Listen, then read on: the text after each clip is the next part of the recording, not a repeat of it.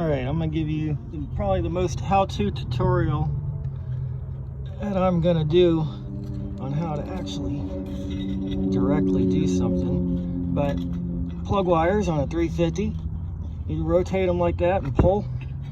The best way I like to take them off. You can see that's still a good looking plug wire. Come around with the, make sure the wrench is going the right way. Let's see, it's hard to do this one-handed, but I've got, this is how I like to do it on this engine, and you'll see how much force it takes. It wants to roll, and I'm doing this one-handed. You can see that wasn't a lot of force to break it loose. Get it started.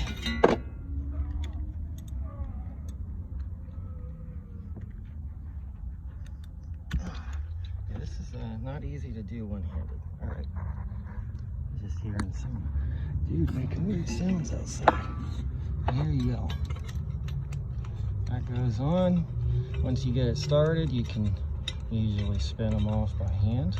You should be able to if the threads are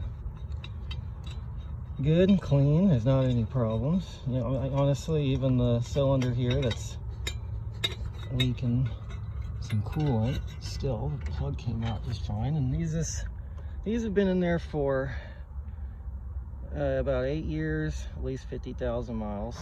So at this point, if you were to put new plugs in, you would put a new plug in.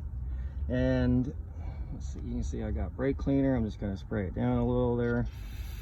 If you were going to put new plugs in, this is when you would do that. This is not what I'm doing today. I'm inspecting the cylinders. I'm seeing what's going on with each one.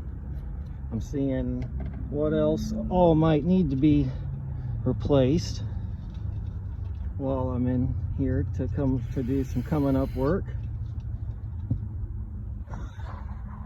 So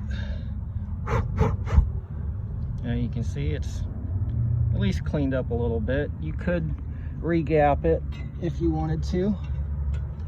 Where does that go? I'm not re-gapping these because I'm probably gonna just put new plugs in here after I do the head gaskets on this thing.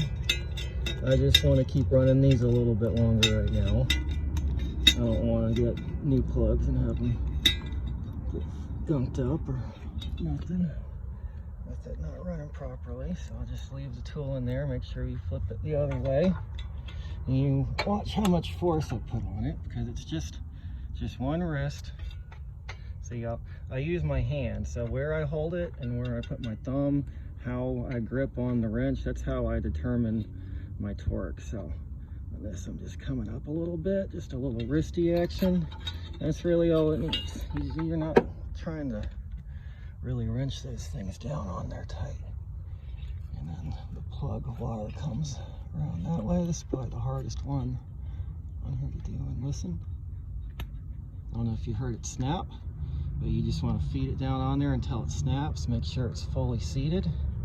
Make sure your wires are all good.